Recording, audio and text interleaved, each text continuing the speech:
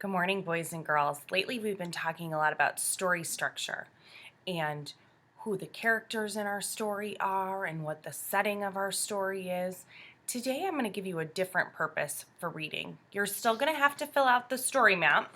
It looks a little bit different today. You're going to have your title that you're going to write at the top, who the main characters are, a brief description of the setting, and then today I'm going to have you focus on what the problem in the story is, and you're going to have to draw a picture of the problem over here on the other side, okay?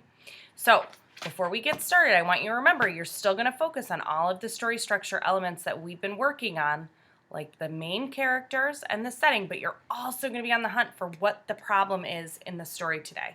The story I'm going to read you today is called Miss Nelson is Missing, and it's one of my very favorite stories. Just perfect for Halloween coming up. Here we go. Let's get started.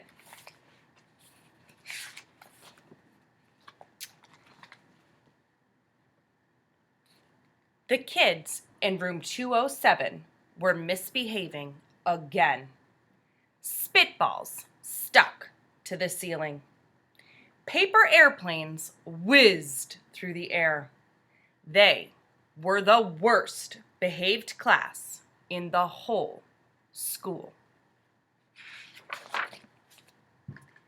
Now settle down, said Miss Nelson in a sweet voice.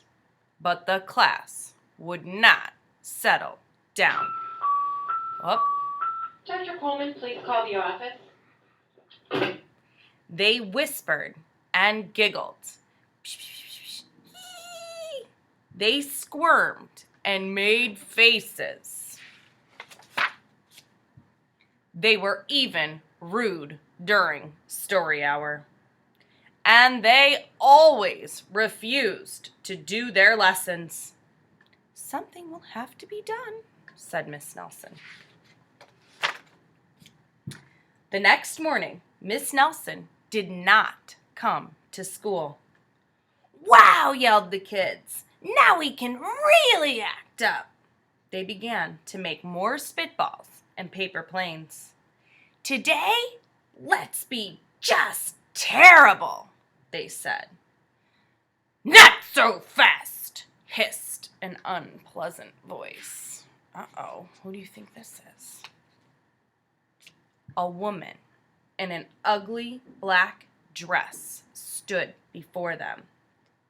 I am your new teacher, Miss Viola Swamp. And she rapped the desk with her ruler. Can you rap on your desk? Ooh, sounds scary. Where is Miss Nelson? Asked the kids. Never mind that, snapped Miss Swamp. Open those arithmetic books. Miss Nelson's kids did as they were told. They could see that the swamp was a real witch. She meant business. Right away, she put them to work. And she loaded them down with homework. See how the kids carrying all that homework home from school? Looks heavy. We'll have no story hour today, said Miss Swamp. Keep your mouths shut, said Miss Swamp. Sit perfectly still, said Miss Swamp. Can you show me how you sit perfectly still? Good. And if you misbehave, you'll be sorry, said Miss Swamp. The kids in room 207 had never worked so hard. Days went by, and there was no sign of Miss Nelson. The kids missed Miss Nelson. Would you miss Miss Nelson? I would. Maybe we should try to find her, they said. Some of them went to the police. Detective McSmog was assigned to the case. He listened to their story. He scratched his chin. Scratch your chin. He said. I think Miss Nelson is missing. Detective McSmog would not be much help. Other kids went to Miss Nelson's house. The shades were tightly drawn, and no one answered the door. In fact, the only person they did see was the wicked Miss Viola Swamp coming up the street. If she sees us, she'll give us more homework. They got away just in time. Maybe something terrible happened to Miss Nelson. Maybe she was gobbled up by a shark, said one of the kids. But that didn't seem likely. Maybe Miss Nelson went to Mars, said another kid. But that didn't seem likely either. That's silly, huh? I know, exclaimed one know-it-all.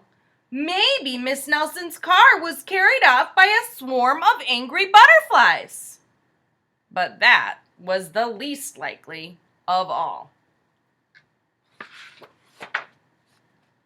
The kids in room 207 became very discouraged.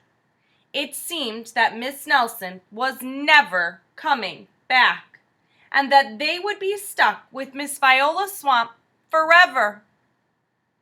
They heard footsteps in the hall. "Here comes the witch," they whispered. "Hello, children," someone said in a sweet voice.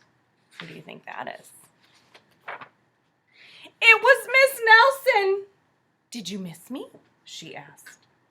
"We certainly did," cried all the kids. "Where were you?" "That's my little secret," said Miss Nelson. "How about a story hour?" "Oh, yes!" cried the kids. Miss Nelson noticed that during story hour, no one was rude or silly. "What brought about this lovely change?" she asked. "That's our little secret," said the kids. Back home, Miss Nelson took off her coat and hung it in the closet, right next to an ugly black dress. When it was time for bed, she sang a little song.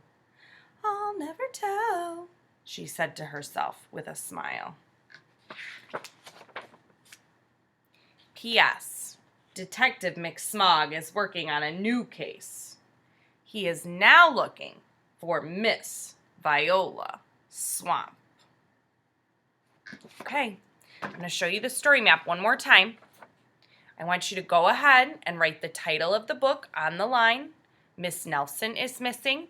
You all have a copy of the story, so you can use the story to find the information you need. Who are the main characters in the story? You can put their names on this line here and draw a little picture of the characters over here on this side. The setting of the story. I just want one simple sentence about the setting, because remember, today we're really going to focus on what the problem in the story is.